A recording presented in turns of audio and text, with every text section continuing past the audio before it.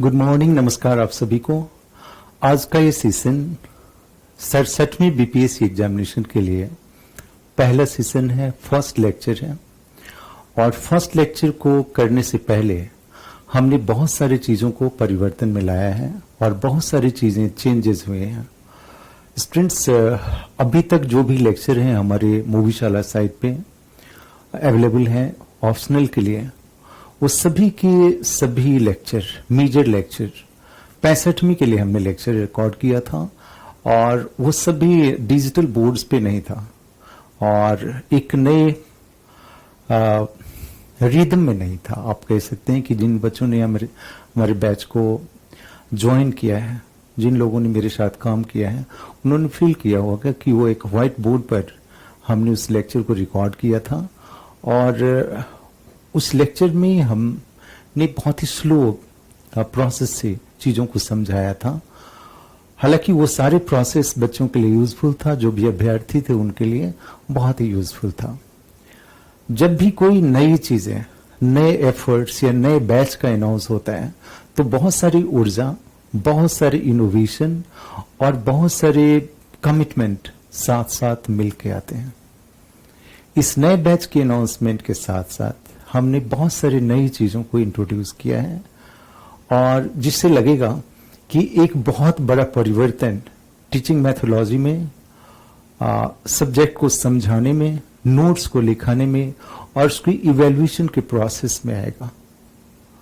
तो ये पूरा का पूरा प्रयास 67वीं बीपीएससी के बच्चों के लिए एक मील का पत्थर, एक बहुत बड़ा कहिए कि सपोर्ट साबित होगा और उनके सभी जितनी भी डिजायर हैं, जितनी भी चीज़ों को सोचते हैं कि हमारे कोर्स का हिस्सा होना चाहिए, हमारे कोर्स की विशेषता होनी चाहिए, हमने उन सभी चीज़ों को शामिल किया है। तो लेट्स बिगिन कि मैं अपनी तरफ से बता दूं कि ये बैच में हम क्या करने जा रहे हैं, जिसके द्वारा हम बेहतर परिणाम और बच्चों को ज़्यादा से ज़्यादा कंफर्ट दे सकें। देखिए, यहाँ पे बताता हूँ कि ये जीवन का एक बहुत ही महत्वपूर्ण हिस्सा है और जिसके द्वारा कोई भी व्यक्ति का विकास होता है और उसके साथ जो लोग जुड़े होते हैं उनका विकास होता है। फर्स्ट ये चीज है कि आपके साथ जो भी जुड़े हैं वो कितने कंफर्टेबल हैं। जो भी स्टूडेंट्स, सामाजिक वर्ग के लोग जुड़े हैं, आपके साथ काम करने में कितना कंफर्टेबल फील करते हैं।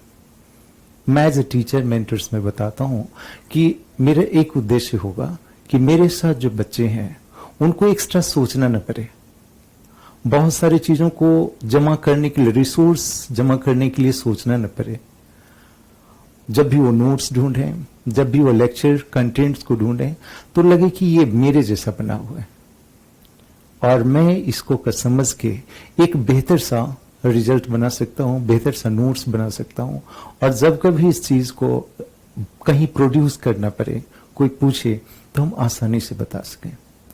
सो मेरा ख्याल है कि हमारे पास जितने भी लिए हुए, एडमिशन लिए हुए बच्चे हैं, रजिस्टर्ड बच्चे हैं और 67वीं के नए बच्चे जिसकी शुरुआत आज कर रहा हूं, वो सभी बच्चों के लिए एक नया प्रयास मैं करने का कोशिश कर रहा हूं और हमने 67वीं बीपीएससी के लिए इन विशेषताओं को लाया है।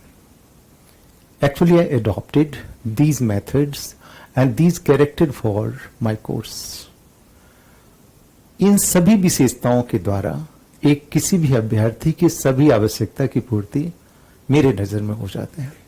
अब देखिए कि इस विशेषता का जो हिस्सा है मैं बताता हूं कि हम इन विशेषताओं में क्या क्या चीज शामिल करें कि एक बच्चे को सब चीज मिल जाए। सबसे पहले देखिएगा कि हमने जो चेंज लाया उसको दिखाता हूं। वो चेंज ये है कि हमने जितने पहले लेक्चर रिकॉर्ड किए थे वो सभी के सभी लेक्चर डिजिटल बोर्ड पे थे और अभी के बैच में जितने भी लेक्चर आपके पास साथ होगा वो सभी के सभी ये डिजिटल बोर्ड पे होगा और उसकी रिकॉर्डिंग भी डिजिटल होगी, जिससे कि आपको कोई कॉन्सेप्ट, कोई भी चीजें आपको ऐसा न लगे कि ये बोर्ड पे जो लिखा हुआ चीज है मुझे नहीं समझ आता है, या फिर जो साउंड है वो आपको प्रॉपर सुनाए। अगर आपके घर में टीवी है, आपके पास टैब है, तो वहां पे आप सामने लगा के एक एक्चुअल क्लास को फील कर पाएंगे। जब कभी होता है कि हम एक मोबाइल ले लेते हैं और मोबाइल का स्क्रीन छोटा सा होता है और उसके अंदर हम उन परफेक्शन को ढूंढने की कोशिश करते हैं कि इसके द्वारा हम एक्चुअल क्लास को फील कर पाए। बेहतर होगा कि आप टैब ले लें या फिर कोई स्मार्ट टीवी पे इस पूरे लेक्चर को सुने, तो लगेगा कि एक्चुअल क्लास जो कहीं जाके हम एक्चुअल क्लास करते हैं, ऐसा आपको क्लास के दौरान फील होगा और आपको कहीं जाने की जरूरत नहीं पड़ेगी, है ना। जैसे कोई अपनी एरिया से माइग्रेट करके किसी बड़े सिटी में जाता है और वहां जाके उन्हीं क्लास को अटेंड करता है, ऑफलाइन क्लास को, उसमें टाइम का भी है कि उसी टाइम में आपको अटेंड करना है। इसमें यह है कि आपके पास अगर डिजिटल टीवी है या टैब है तो आराम से उसको लगा के अपने रूम में उसी वे में क्लास नोट्स लिख सकते हैं जितना ऑफलाइन क्लास में हुआ करता है। सो ये प्रयास है कि आपको क्वालिटी डिस्कशन और क्वालिटी लेक्चर आपको अवेलेबल हो। सो मेरा ये प्रयास होगा कि उस रिदम में, क्लास के रिदम में इस चीज को बच्चों के साथ मिलके, जो हमारे अभ्यर्थी हैं उनके साथ, जो एक्चुअल डिक्टेशन क्लास होता है जिसमें बच्चे नोट्स लिख पाते हैं, उस कंडीशन में, जैसा आपने हमारे साथ अन्य प्लेटफॉर्म पे क्लास किया होगा तो देखा होगा कि मैं क्लास में नोट्स लिखाता हूं और वो नोट्स ही फाइनल नोट्स होता है, उसके बाद अदर किसी नोट्स की जरूरत होती नहीं है। तो अगर आपने क्लास में विथ अ पेस अगर आपने नोट्स लिखा है तो आपका ये फाइनल नोट्स है और आपको डिफरेंट रेफरेंस बुक को ढूंढने की जरूरत नहीं पड़ेगी। पहले डिस्कशन, फिर आपको लिखना और फिर वो फाइनल नोट्स आपके पास होना, उसके बाद आप प्रैक्टिस कर पाते हैं। तो ये चीज हुआ कि better recording with proper pace. Second चीज है कि पहले हमने जो बैचेस शुरू किए, जितने भी बैच हमने अभी तक किए हैं, वो बाइलिंगुअल बैच हुआ करता था। आपने कभी ज्वाइन किया होगा या मेरे यूट्यूब चैनल पे देखा होगा तो देखा होगा कि ये जो डिस्कशन हुआ करता था बाइलिंगुअल हुआ करता था। कभी हमने उसको फिर पहले हिंदी में समझा दिया, फिर इंग्लिश में समझा दिया, उसको हमने डिक्टेट करके नोट्स लिखा दिया। ये प्रोसेस बुरा नहीं था, अच्छा था और बच्चों को फायदा भी मिला। लेकिन इसमें यह होता था कि इंग्लिश वाले को हिंदी के लिए वेट करना पड़ता था, हिंदी वाले को इंग्लिश के लिए वेट करना पड़ता था। मैंने कही कि उतने ड्यूरेशन वो स्टे पे रहते थे, राइट।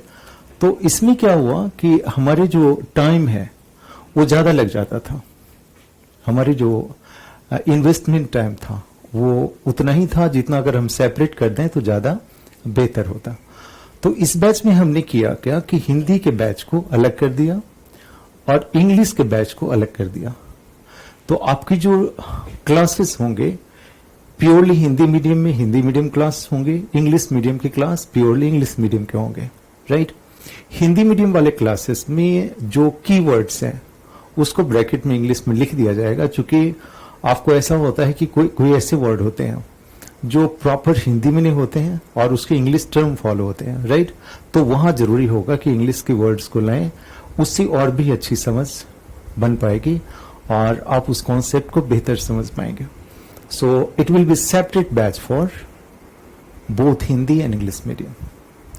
अब देखिए, जो हमारे बच्चों का सबसे बड़ा प्रॉब्लम होता है जो बीपीएससी लिखते हैं, वो लास्ट क्वेश्चन जो आपका 6th क्वेश्चन होता है वो बिहार से होता है और बिहार के क्वेश्चन को अगर आप बेहतर परफॉर्म करते हैं तो आपको जो कहते हैं 200 से ज्यादा अंक लाना आसान हो जाता है।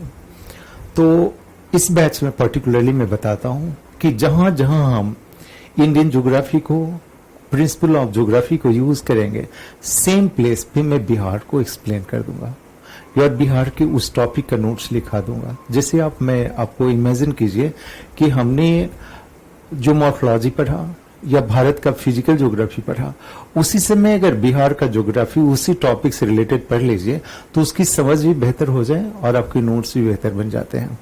मैं आपको एक बताता हूं, सपोज हमने भारत का एक फिजियोग्राफिक डिवीजन पढ़ा, ठीक उसी समय अगर बिहार का फिजियोग्राफिक डिवीजन पढ़ लिया जाए तो बहुत ही बोल्ड और क्लियर इमेज बनेगा और इस प्रकार जो है एक बेहतर नोट्स आप बना पाएंगे। तो मैंने पूरा प्रयास किया है कि उसको साथ ले चलें, ऐसे नहीं कि हम बिहार का ज्योग्राफी एक बार शुरू किए और बिहार सेपरेट हो गया। सो इंडिया के साथ ही चले, उससे आप बेहतर समझ पाएंगे। आपके बाद है जो बिहार की ज्योग्राफी की बात हमने बताया, क्वालिटी रिवाइज नोट्स। अब देखिए हमारे पास क्या हुआ कि 65वीं के लिए जब हमने बैच अनाउंस किया तो उसके साथ नोट्स बने, बट उसमें बहुत ज्यादा एडिटिंग की जरूरत थी और उसकी क्वालिटी नोट्स इस बार आ पाएंगे।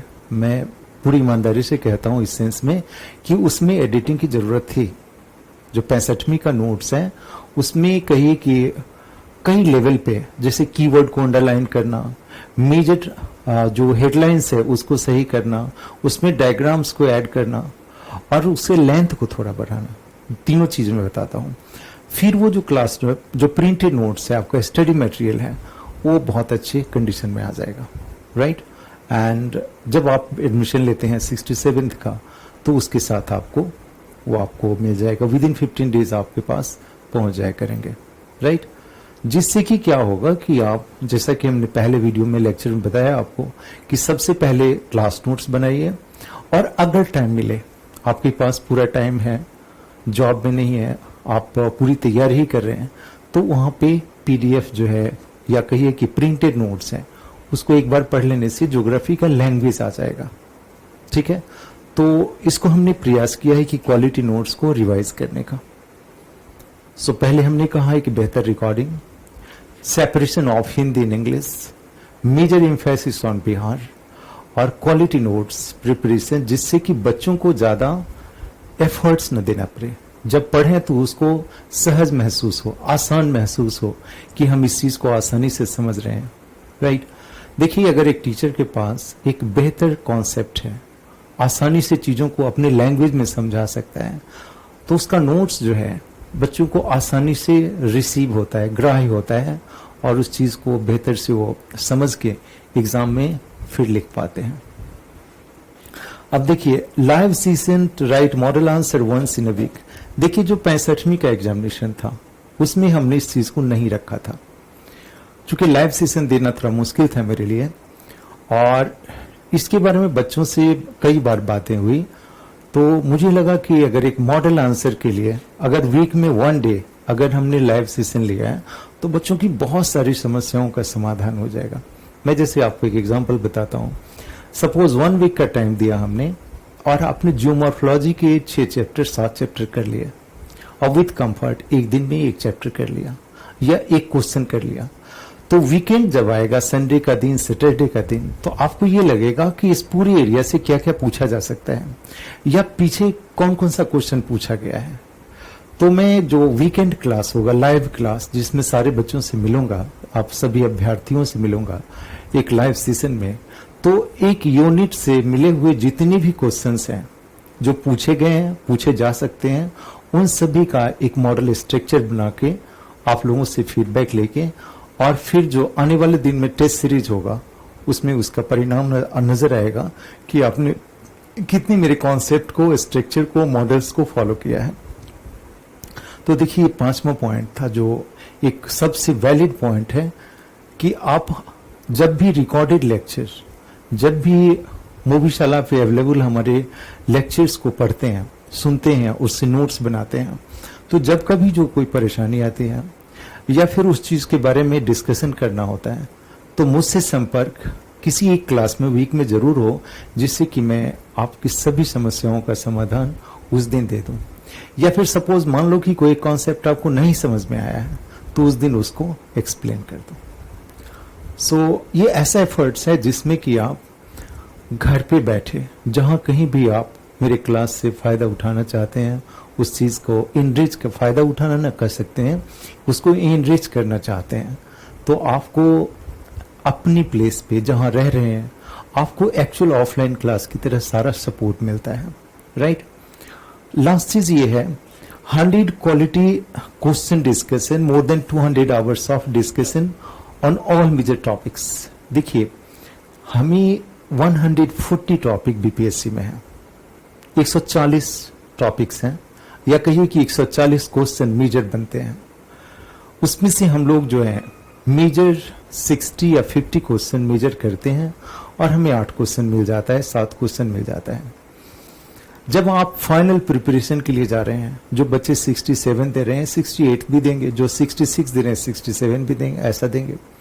तो एक बार संपूर्ण तैयारी, एक ऐसी तैयारी जिसमें किसी भी सेशन में आपको फिर से नोट्स ना बनाना पड़े, उसके लिए 100 क्वालिटी क्वेश्चन, 100 मेजर क्वेश्चन को 200 घंटे में 200 आवर्स में मेजर लेक्चर के द्वारा डिस्कस कर दूं, तो आपको ज्योग्राफी से संबंधित जितने भी सिलेबस का कंटेंट्स एरिया है तो बहुत अच्छे से याद भी हो जाएगा और उस पर आपकी राय बहुत ही मजबूत हो जाएगी।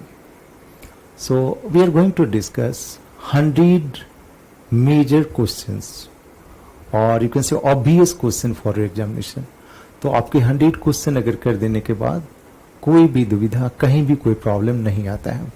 अभी तक देखिए हम लोगों ने जो किया है, 48 क्वेश्चन, 56 क्वेश्चन बच्चों को दिए हैं, जो भी गेस क्वेश्चन, उसमें मेजॉरिटी क्वेश्चन आ जाते हैं। आप देखिएगा अभी हम लोगों ने 66 के लिए मेजर टॉपिक डिसाइड किए और वो एरिया आने वाले एग्जामिनेशन में मेजर इश्यू के रूप में होगा, राइट, मेजर क्वेश्चन के रूप में होगा। सो इस बार के प्रोग्राम्स में जो 66 का पेपर है, जो सेशन है, उसमें इन चीज़ों को हमने रिफॉर्म किया है। देखिए कि कोई भी चीज़ बेहतर तभी होता है जब उसमें नवाचार हो, इनोवेशन हो, और कोई भी चीज़ कभी किसी को आसानी से तभी समझ आता है जब आपको नए उत्साह के साथ, नई एनर्जी के साथ इनोवेट करके उसको आप मीडिया का एक हिस्सा बनाते हैं, तो वो चीज़ बहुत ही एक्सेप्टेड होता है और बच्चों के बीच आसानी से ग्राह्य होता है। तो इसके कारण हमने ये 6 मेजर पॉइंट्स लाए हैं, राइट। तो ये हमारा नए सेशन का एक मेजर इशू है, मेजर चेंजेस हैं जो मैं लाना चाहता था, और ये सारे के सारे एक इनोवेटिव प्रयास हैं जिसके द्वारा आप 67th बीपीएससी में मैक्सिमम मार्क्स ला पाएंगे। सो इसके बाद देखिए कि हमारे पास 67th की तैयारी के लिए हम इन स्टेप्स को फॉलो करेंगे, राइट। हमारे पास जितने स्टेप्स हैं उसमें देखिए जो मेजर इश्यूज होता है, जैसे हम एग्जामिनेशन तैयार करते हैं तो उसमें सम ऑफ द स्टेप्स होता है। सबसे पहले होता है प्रिपरेशन, राइट। जैसे कोई आप प्रिपेयर करते हैं तो प्रिपरेशन का क्या हिस्सा हुआ?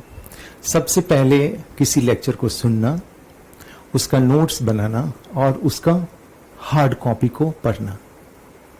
ये क्या हुआ? The first thing preparation. मेरी क्लास में मैं मानता हूं कि नोट्स लिखना और उस कंटेंट को समझ लेना प्रिपरेशन का सबसे बड़ा हिस्सा है। ऐसा नहीं कि हार्ड कॉपी पढ़ना या बुक्स पढ़ लेना, बुक से बातें बहुत ज्यादा क्लियर होगी नहीं जब तक उन चीजों को नहीं सुनेंगे। दूसरी चीज, कभी कभी बच्चे कहते हैं कि सर हम एनसीईआरटी शुरू कर लें, सविंदर सिंह की बुक से शुरू कर लें। मैं कहूंगा किसी बुक से मत शुरू कीजिए। जैसे मैं मानता हूं कि आपके पास कोई क्लीन स्लेट हो और स्लेट पे लिखा हुआ हो, जो लिखा हुआ स्लेट पे उस पे जब लिखेंगे तो वो ब्लर्स आएगा, बहुत क्लियर नहीं आएगा। लेकिन एक क्लीन स्लेट है, उस पे लिखेंगे तो लगेगा क्या बोल्ड उगा है ऐसा, राइट। तो मैं मानता हूं क्या मेरी क्लास को अटेंड करने से पहले अगर पढ़े हुए तो भूल जाइए, पढ़ा हुआ आपने, किसी चीज को मत पढ़िए। सबसे पहले क्लास के लेक्चर को सुनिए, उससे नोट्स बना लीजिए, वो याद कर लीजिए, समझ लीजिए, और उसके बाद कोई भी बुक उल्टा के उस चैप्टर का पढ़ लीजिए तो लगेगा कि मुझे पूरा आता है। हमने बहुत सारे बच्चों से डिफरेंट कॉर्नर्स में मिला है, लखनऊ में, इलाहाबाद में और सारे जगहों पे। कुछ बच्चे ऐसे मिले हैं कि बस लेक्चर को सुना और उसको बेहतर रूप से नोट्स के रूप में लाया, और फिर उसको याद करने के बाद, समझने के बाद, याद करना मैं इसलिए यूज करता हूं कि वो आपको बिल्कुल आपके मेमोरी में हो, आप आत्मसात किए हो, तो वो चीज आपका अपना हो जाता है, राइट। तो सबसे पहले प्रिपरेशन का हिस्सा मैं बताऊंगा, अगर मुझे फॉलो करते हो आप तो सबसे पहले मेरे लेक्चर को सुने, जो मैं लिखाता हूं उसका प्रॉपर नोट्स बना लें। जब वो चीज समझ में आ जाए, उसका हर एक वर्ड्स क्लीन हो जाए आपके समझ तक, तो फिर जो हमने पीडीएफ भेजा है, ये पीडीएफ नहीं कहिए कि बुक फॉर्म में बुकलेट भेजा है, उसको पढ़िए। अगर टाइम ना हो तो उसको भी मत पढ़िए। और फिर जब आंसर लिखना हो तो उसको बेहतर ढंग से उसी फॉर्म में लिखिए जैसा हमने पढ़ाया हुआ है। तो प्रिपरेशन इस वे में हो जाएगा। मैं मानता हूं कि नोट मेकिंग प्रिपरेशन का सबसे बड़ा एरिया है। अगर नोट बन गया इट मीन्स आपकी मेजर तैयारी होगी। दूसरा, नोट बनाने का एक फायदा यह भी होता है कि उसको एग्जामिनेशन के समय में रिवाइज करना आसान होता है। कैसे आसान होता है कि आप देखिए कि आपने नोट्स लिखा है किसी टीचर्स के साथ, जो समझ के लिखा है, अपनी राइटिंग में लिखा है, अपने डायग्राम बना के लिखा है, जैसा टीचर ने डायग्राम बनाया ऐसा डायग्राम बनाया है, तो वो चीज रिकॉल करना बड़ी आसान होता है। तो प्रिपरेशन में मेरा पूरा एम्फेसिस है कि class notes is the best notes, ठीक है, उसको फॉलो करें। दूसरा है असेसमेंट। असेसमेंट में दो बात बताता हूं। असेसमेंट जो है दो तरह के होते हैं। एक जो आपका टीचर्स करते हैं, आपके मेंटर्स करते हैं, और एक असेसमेंट आप खुद करते हैं। किसी मेंटर्स, किसी टेस्ट सीरीज को ज्वाइन करने से पहले मैंने जितने टॉपिक को लिखा दिया उसको समझ के आप लिख जाइए। एक बार नहीं 2 बार लिख जाइए, पूरी एनर्जी से लिख जाइए, जैसे एग्जामिनेशन में आपको फर्स्ट रैंक लाना हो। 100 टॉपिक तो मैं कह रहा हूं, ज्यादा कह नहीं रहा हूं, 100 क्वेश्चन कह रहा हूं, ज्यादा कह नहीं रहा हूं। अगर ऐसा मान लीजिए कि 100 डेज दे दिया, 3 महीने दे दिया, तो उन 3 महीनों में आपकी ज्योग्राफी भी इतनी मजबूत पकड़ होगी कि आपको लगेगा कि ज्योग्राफी के हर एक हिस्से को मैं कहीं भी बता सकता हूं, राइट, कहीं भी लिख सकता हूं। और जिस किसी तरह का क्वेश्चन आएगा आप महारत हासिल करके लिख सकते हैं, बड़ी परफेक्शन से लिख सकते हैं। तो असेसमेंट ये है कि पहले आप असेसमेंट करो कि क्या ये चैप्टर मुझे आ गया। आप असेस करो कि हमने जो पेज में लिखा है 500 वर्ड्स में, 350 वर्ड्स में, क्या वो बिल्कुल वंडरफुल है? क्या सर ने बताया, क्या हमारे सारे क्राइटेरिया के अनुरूप ये परफेक्ट बैठता है, राइट? तो असेसमेंट हो जाने के बाद फिर आप मुझे लिख के भेजिए। मोविसाला साइट में क्या है कि जो डिफरेंट एरियाज हैं, फिजिकल ज्योग्राफी है, क्लाइमेटोलॉजी है, ओशनोग्राफी के क्वेश्चंस डाले हुए हैं, उन क्वेश्चन को लिखिए और फिर मैं इवेल्युएट करके बताऊंगा कि वो चीज़ें किस वे में आपने लिखा है और उससे कितना आपका मार्क्स आ सकता है। अगर आपको फील हो गया कि हमने बेहतर लिखा है तो उसका सब्स्टिट्यूट कुछ भी नहीं हो सकता, और आपको फील हो गया कि सर ने इस चैप्टर को पढ़ाया और मैं इस चैप्टर का एक आचार्य हूं, हमें सब चीज आता है, देन उसका कोई सब्स्टिट्यूट नहीं है। आपके टीचर जितने भी मार्क्स देते हो आप उसको अच्छे रूप से परफॉर्म करेंगे, ठीक है। तो असेसमेंट अपना भी होना चाहिए, असेसमेंट टीचर का भी होना चाहिए। Now evaluation, assessment evaluation teachers का होता है, असेसमेंट खुद का होता है। Now improvement. अब देखिए यहाँ पे बड़ी बात आती है। सपोज हमने 100 चैप्टर पढ़ा दिया, आपको जितने भी चैप्टर्स हैं उसको पढ़ा दिया, और उसमें क्या है कि जब हम नोट्स बनाते हैं, जैसे ये एरिया है, जैसे हमने एक पेज को लिया, तो हम नोट लिखाने के दौरान बच्चों को हम हमेशा बताएं कि इसका 3 हिस्सा बांट दीजिए। ये मेन पार्ट हुआ जहां पे आप नोट्स लिखिए, ये है डायग्राम बनाइए, और यहाँ पे स्पेस छोड़ दीजिए वो सेल्फ के लिए, अपने लिए। जो चीजें आपको एब्स्ट्रैक्ट रूप में समझ में आ गया है, एक स्ट्रक्चर रूप में समझ गया है, या जो कुछ जोड़ना चाहते हैं अपने नॉलेज से, इस एरिया में जोड़ जाइए, राइट। तो ये काम तब कीजिए जब आपको सभी चैप्टर पे आपका महारत हासिल हो गया हो, सभी के सभी चैप्टर्स आपको बेहतर से आ गए हैं। तो आपका अपना कमेंट, आपका अपना कंक्लूजन, डायग्राम्स अगर यहाँ पे आ गया, इट मीन्स आपका उस सारे चैप्टर्स पे बहुत बड़ा कमांड हो गया, ठीक है। Now come to the final performance, जिसको हम एक्सीलेंस कहते हैं, परफेक्ट कहते हैं। ये होता है एक्सीलेंस, राइट। अगर ये 5 प्रोसेस को हमने फॉलो किया तो एग्जामिनेशन आने से कम आप रखिए कि 45 डेज, आमतौर पे 45 डेज पहले एग्जामिनेशन की डेट घोषित हुआ करते हैं, एक जनरल परंपरा है, आमतौर पे नॉर्म्स को फॉलो करते हैं। तो वो 45 डेज जब बच गया हो, या फिर आपको 1.5 महीने का टाइम जैसा मैंने कहा, तो उसके दौरान 30% आंसर डेली लिखिए।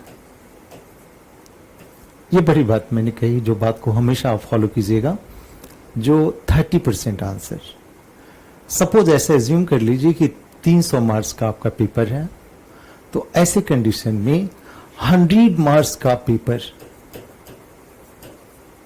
जरूर लिखिए डेली, और वो तब लिखिए जब आप बहुत ही रिलैक्स हों, इवनिंग का टाइम जोड़ लीजिए, या अर्ली मॉर्निंग उठ के ही मैंने पूरा लिख दिया, राइट। कोई ऐसा टाइम सुनिए जहां पे आपको कोई डिस्टर्ब करने वाला ना हो, राइट।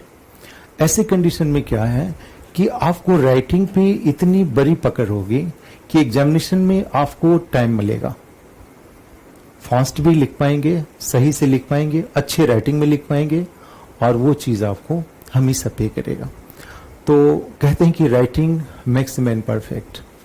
हम जितना कुछ समझते हैं, जिन चीज़ों को, कभी कभी देखिएगा जो बच्चे राइटिंग नहीं लिखते हैं, आंसर नहीं लिखते हैं, तो एग्जामिनेशन के टाइम में जब लिखने चले तो उनसे बहुत सारे पॉइंट छूट जाता है। बाहर आने के बाद पता चला कि अरे ये भी लिखा जा सकता था, इसको ज़्यादा बेहतर कर ले सकते थे, और फिर दूसरा अटेम्प्ट आपको मिलता नहीं है। तो जरूरी है जो दूसरे अटेम्प्ट में लिखेंगे उससे कई बार पहले ही लिख लें, ठीक है। तो 2-3 चीजें पहले स्लाइड में हमने बताया कि हमने किन चीजों का परिवर्तन किया है। Will have very new lecture, digital lectures. उसमें दूसरी चीज एम्फेसिस ऑन बिहार, हमने कहा हिंदी इंग्लिश के बैचों के लिए अलग अलग लेक्चर होंगे, उसका विश्लेषण होगा, और फिर हम वीक में 1 डे पर्टिकुलरली लाइव सेशन में हम सभी से मिलेंगे, आप सभी बच्चों से, जो भी अभ्यर्थी हैं, जिससे कि एक संवाद कायम हो, एक कम्युनिकेशन कायम हो, जो एग्जामिनेशन के दौरान आपको कंफर्ट फील देता हो। आप ऐसा फील करें कि हम एक्चुअली एट होम हैं, ऐसे जगह पे हैं ज्योग्राफी में जहां मुझे कोई चिंता नहीं है, राइट। अगर हमने जियोमॉर्फोलॉजी 1 सप्ताह में किया है तो जियोमॉर्फोलॉजी के सारे क्वेश्चन हम लिख सकते हैं। क्लाइमेटोलॉजी हमने 1 वीक में किया है तो उसके सारे क्वेश्चन लिख सकते हैं। कुछ कुछ यूनिट जो है वो बहुत ही बड़ा है, जैसे इकोनॉमिक ज्योग्राफी का यूनिट बड़ा सा है तो उसे 2 वीक में कर लेंगे, राइट। लेकिन 1 वीक में 1 डे हमें प्रीवियस ईयर के पेपर को, आने वाले पेपर को सामने लाएंगे, और इन 5वें स्टेप्स को फॉलो करेंगे। तो मेरा उम्मीद है कि मुझे कहना नहीं पड़ेगा कि 200 मार्क्स, राइट। आप खुद फील करेंगे कि मोर देन 200 मार्क्स कितना आसान है, राइट। तो आप इन चीज़ों में बेहतर कर पाएंगे, और मेरा उम्मीद है कि 67th में ज़्यादा से ज़्यादा बच्चे क्वालिफाई करेंगे, और ज्योग्राफी का एक बेहतर रिजल्ट हम प्रोड्यूस करने में सफल होंगे। आप सभी को मेरे लेक्चर को अटेंड करने और सुनने के लिए बहुत बहुत धन्यवाद। और मैं फील करता हूँ जब मैं आपसे जुड़ूंगा क्लास के दौरान, तो कभी भी किसी दिन आप ये फील न करेंगे कि ज्योग्राफी का कोई कॉन्सेप्ट या कोई क्वेश्चन आपको नहीं आता है। आप उन चीज़ों को किसी भी कैंडिडेट से बेहतर कंडीशन में, चाहे हिंदी माध्यम के बच्चे हों, इंग्लिश माध्यम के बच्चे हों, उसको बेहतर से बेहतर कॉन्सेप्ट में एक्सप्लेन करने में सक्षम होंगे।